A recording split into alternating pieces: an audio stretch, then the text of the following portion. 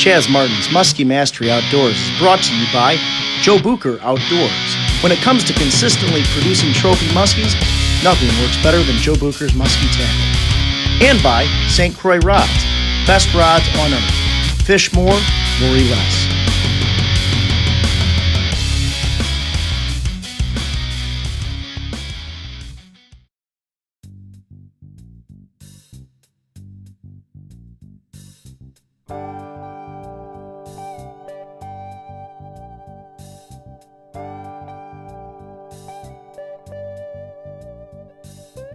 Hey, we are just cruising the flats here, fishing the flats. There's no distinct edge here, and actually doing a little bank feeding, doing a little cast out, and just cover these extensive weed flats on this lake.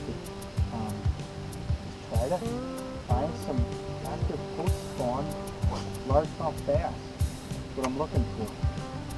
And in the process, I'm running into walleyes and northern pike and even muskies and all kinds of cool stuff. I think the technique is really not, groundbreaking by any means. But what we're doing here, I'm fishing with St. Croix Legend Tournament Series bass casting rods. This is their 7'1". It is a extra fast action, and it's a medium heavy power. So extra fast meaning that this tip, as you can see here, responds very quickly. When I pull back, it snaps back into place very quick. And then, you can see there, the power is in the midsection of the rod. That's typical of a medium heavy power rod. And this is a 3/8 ounce swim jig. And the swim jig is really a neat product because it's got a weed guard that protects the hook. This one's got a little bit of a rattle on it. It's got a skirt. I've got this chartreuse with black speckle, and then I always put some kind of plastic. This is a paddle tail shad, and it's got kind of a hydroplating head. There's all different varieties and versions of these swim jigs, but just like the name suggests, you can literally swim it, which means you just straight crank it, which is what I'm doing here. I'm fishing 10-pound test fluorocarbon, real light line for bass here. You're going to have some bite-offs with the pike, that's how it goes, but when you're fishing clear water, you want a line that's pretty much invisible. And I'm swimming this jig over these flats. There's weed flats up here. There's a north section of this lake, and I'm just trying to find active fish. That's the whole mentality. See if we can get another one.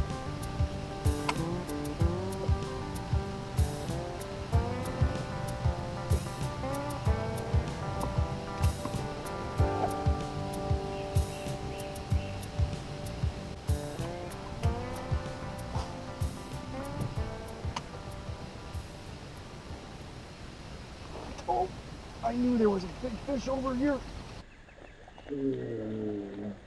Yes. Nice jump, man. Dude, that was awesome. Oh, yeah. Oh, yeah. Oh, right. Dude, flats fishing for bass, just like I told you right there. They're swimming the jig across. Flats fishing. All right. Let's show the guys what you look like here. Come here. All right, grab this bass up and show you what she looks like. Oh, there you go. Flats fishing.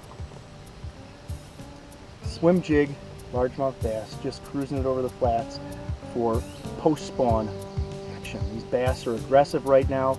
They're off the nest. They're in the feeding frenzy right now, pretty much going into the midsummer bite.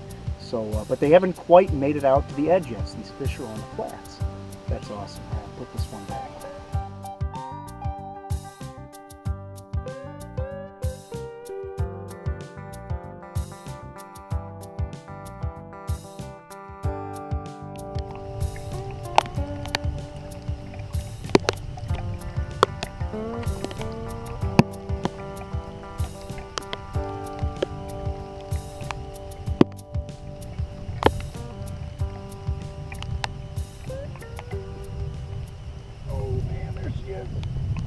Oh, what do we got here? Oh, we got a little something bigger here. Oh,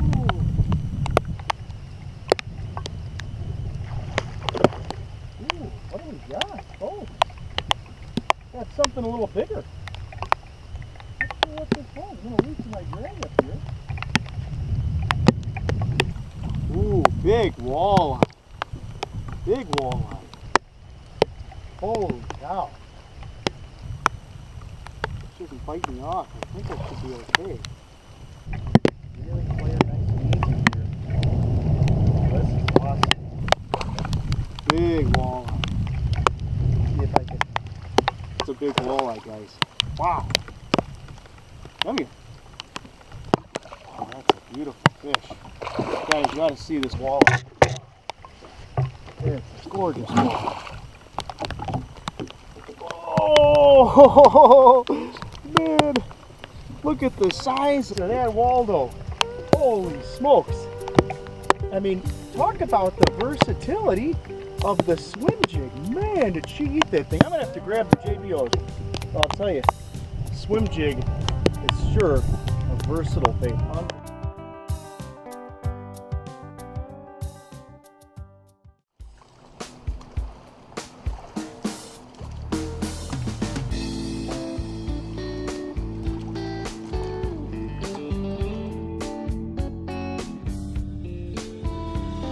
Hey guys, welcome to this muskie segment. I got my good friend, longtime fishing partner Mike Richardson with me. Mike, thanks for coming out today. Thanks for having me. Congratulations on your personal best muskie, man.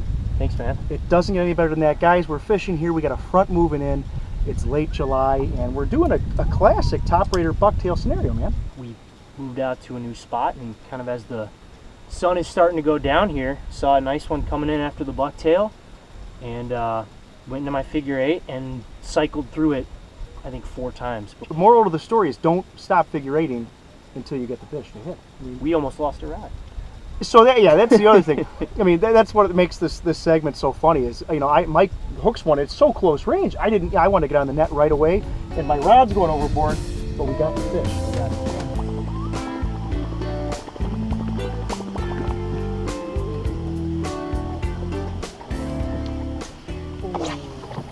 Oh yeah. Got her? No. She hit it? Yeah. Got her. Oh my Christ.